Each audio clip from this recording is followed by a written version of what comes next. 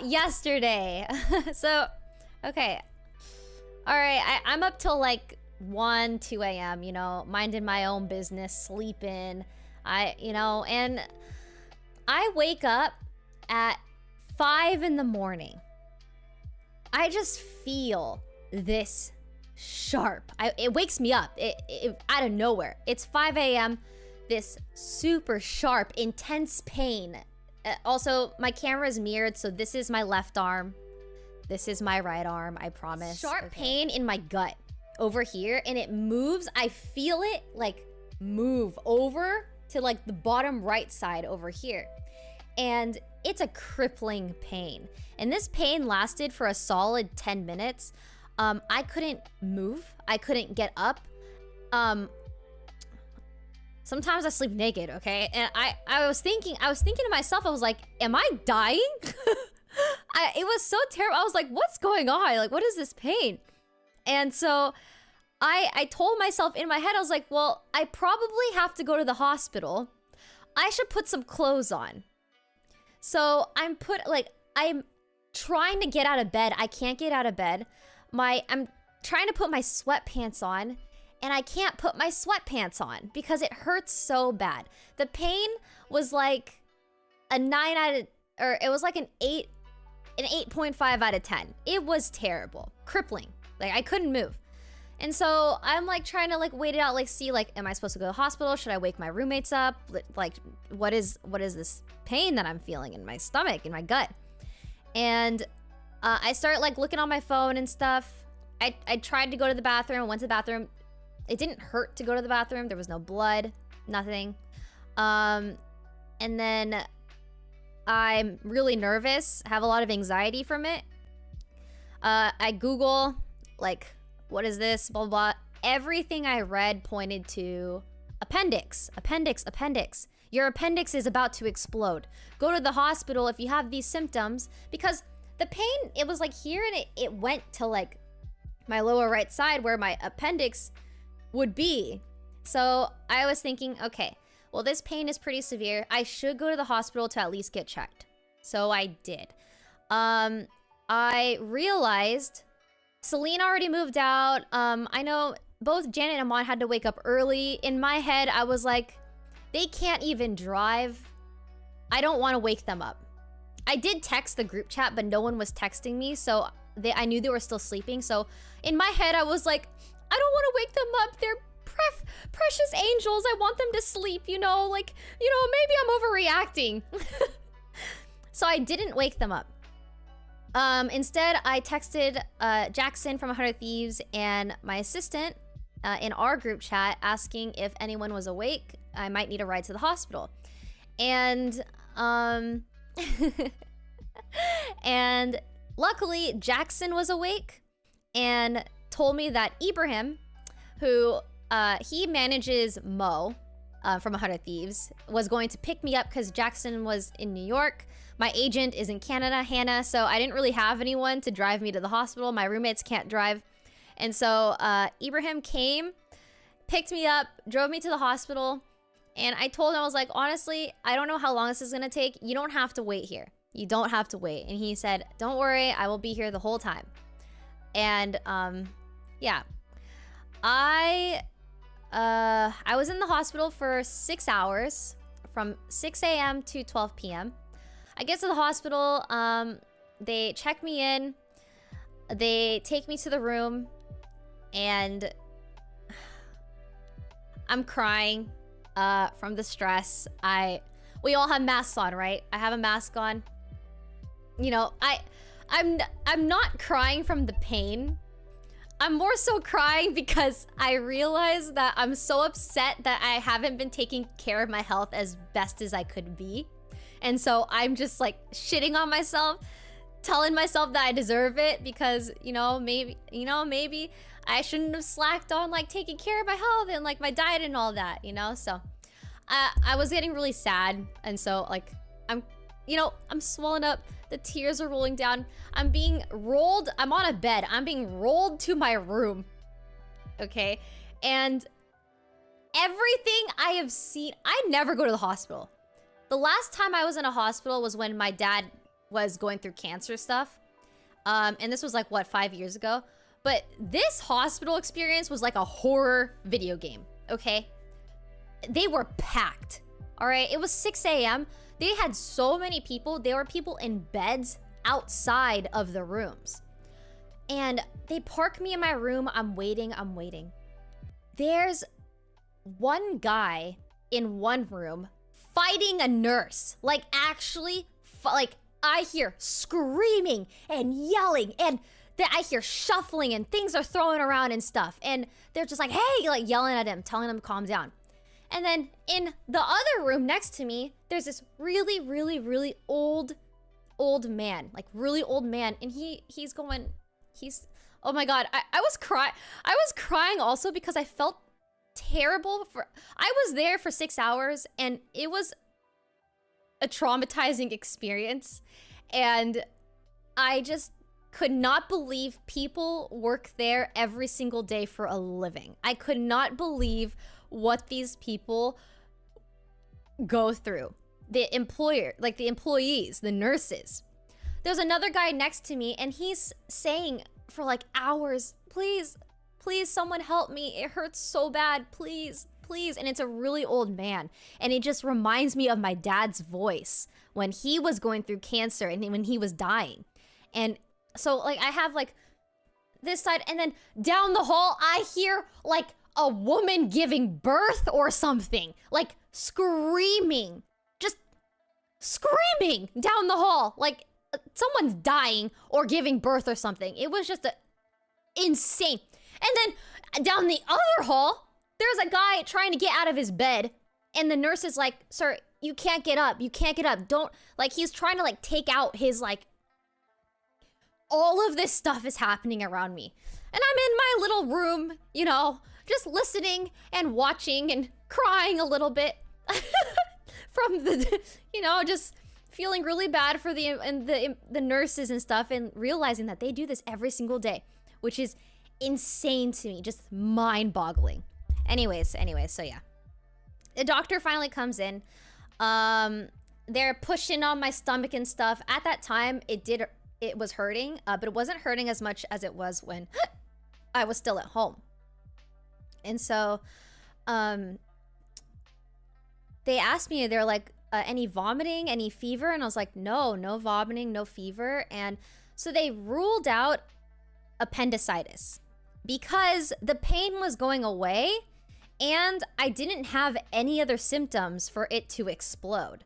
And so the next thing they thought was, okay, well, your symptoms are likely to be ovarian cysts. And I was like, well, that makes sense, because like that pain was so terrible, it must be a cyst exploding probably, right? So they give me an IV. Also, like, look at my arm. It is so bruised right now. Oh, it doesn't, you can't really see it that well, but like this is all a bruise right here. I don't know, can you guys see it? I actually don't. Yeah, that's all a bruise from the IV. I have a fear. I have a slight fear of needles, and before they did the IV, they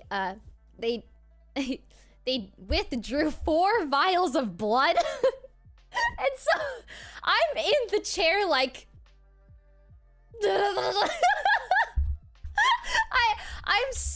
I have so much anxiety, and I'm so nervous that I'm shaking from the nerves, because I have never gotten that much blood drawn before.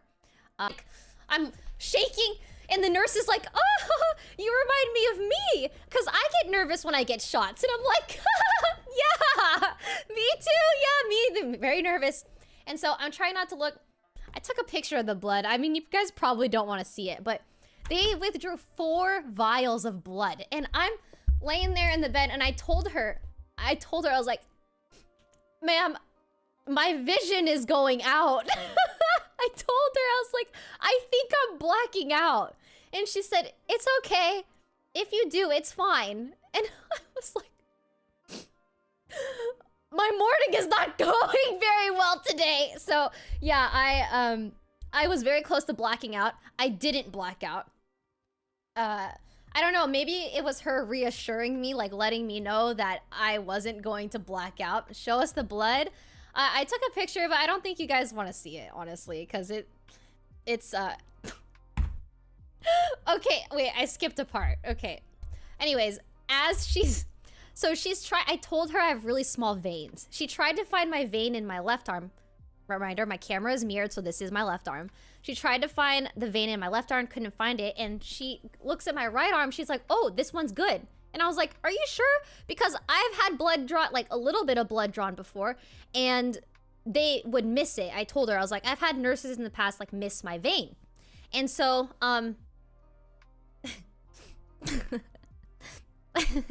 she says, it's okay, I'm sure I can get it. She puts the needle in and I'm looking away and I'm shaking violently. And she's like, oh, and she's like, don't look, I made kind of a mess. And at that point, that's when I start feeling like I'm gonna black out because she's like telling me, she's like, oh, I made a little bit of a mess. I can find it. And shaking, she draws 4 vials of blood. I'm laying there. Okay, it's done. I look over. I look over and my blood is all over the bed. My blood is everywhere. And I'm feeling stressed. I'm lightheaded. I'm like, yeah, there's a mess. And then after she drew the 4 vials of blood, she wanted to put the IV, like the thing that's like sticks into your arm. Yeah, it's like all bruised. The thing that sticks into your arm and it just like sits there. And they can put connect an IV to it or withdraw more blood if they have to, blah, blah, blah. Yeah, she put that in and, at that point, I feel like I'm dying at that point. I'm pretty miserable. I am just sitting there. I keep telling myself it could be worse. It could be worse. It honestly could be worse. It could be, you know. And so she leaves and she's like, okay, we'll have to wait for the doctor to come in. I'm like, okay. Sitting there. An hour passes. There's blood next to me. I'm just sitting there. My phone is, I didn't charge. It's like the one time I didn't charge my phone. The one time. So, and I needed to, you know, make sure I could talk to people. So I'm like sitting there just listening to people screaming in the background, you know, thinking about like horror games that I've played in the past that it was like similar to, like watching the nurses kind of do their thing. The doctor comes in and he's like, okay, so we think that this might be an ovarian cyst. We would like to get you tested or like do scans and stuff for all of that. And I said, okay. So they put me on, they roll out my bed. They roll me out to the vagina room. Okay. This woman comes, oh, no. I skipped a part. He's checking all my like vitals and stuff. He puts this thing in my ear and he says, you know, I just want to let you know that you would probably have better hearing if you would get your ears cleaned. And I said, excuse me? What? And he said, yeah, he was like, you probably use Q-tips, but you know, there's a buildup of wax in your ear. Like they have like deep cleaning ear wax removal stuff. So I'm gonna do that after I move in. You know, I was thinking, I was like, wow, maybe I could hear better. But I'm just letting you know, you probably have a buildup of earwax in your ear, like deep in there. Because I do use Q-tips a lot. And I was thinking about it, Q-tips probably shove the earwax in your ear further. So yeah, he told me that, so I thought that was interesting. So yeah, you know, deep clean earwax removal, that's a thing. Anyways, so I'm on my bed. You know, they're rolling me out to the vagina room. This lovely nurse comes in, and the first thing she says is, she's really peppy and happy. And honestly, I was so glad to see her. And she was like, "Hi, I'm gonna be taking pictures of you today," or whatever the terminology and stuff is. I don't know what the fuck they were saying. And she's like, "I'm an intern, by the way, so you know, bear with me." And I start crying a little bit more. I'm so stressed out at this point. She's an intern, and she says, "Bear with me." And I said, okay. Also, oh, I skipped more parts. Like right before this, the reason why they also thought it was an ovarian cyst was because I had told them that I did just get off my period, but I noticed that my period was much later than usual, and it was much longer than usual. This last period that I had has never been lasted that long before, ever in my life. And so I told them that, and so they thought that was like another symptom for why this might be a cyst on like my ovaries or whatever. So, oh, sorry, there's like movers out there. Anyways. So I told them all that. But then they tell me, also, just so you know, we've had a lot of people have hormonal changes because of the vaccines. And I said, oh, okay. It might be the vaccine causing that stuff, or it might be ovarian cysts. So yeah, anyways, a lot of my symptoms were pointing to that. I'm laying down on the bed. She, you know, I get ready and she puts the gel on, like, you know those like pregnancy like picture things? Like she's doing that on my stomach and on like my pelvis area. And then had a lot of people apparently have like periods are all acting up and stuff because of the vaccines. Ultrasound? Yeah, they were taking pictures doing ultrasound stuff. I don't know, whatever. So she's doing that, the intern is, and then blah, blah, blah, blah, blah. The next thing I know, another nurse comes in and she's monitoring the intern.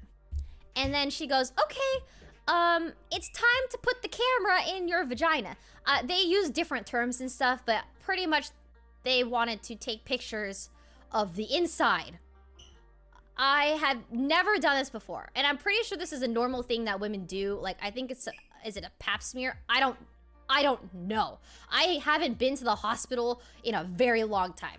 Anyways, so yeah, they take this camera thing and you know, just they put it in, and it was the most uncomfortable thing ever.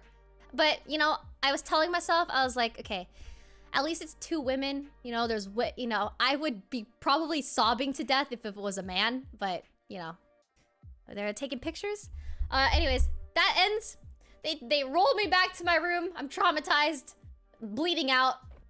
They put me there, and then I'm waiting for my results. Then another guy comes in, and he's like, "Oh, we forgot to give you or take a pee sample from you." And I told him, I was like, "Well, the vagina people told me to do a pee sample for like, or not a pee sample. They told me to pee already before the ultrasound." And he was like, "Well, we need a pee sample."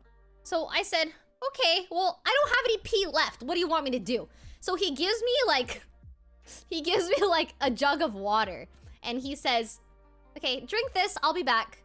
So I'm like, okay. So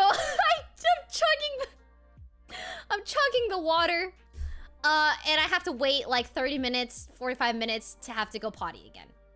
People are screaming everywhere, and I'm just sitting there waiting to go potty again.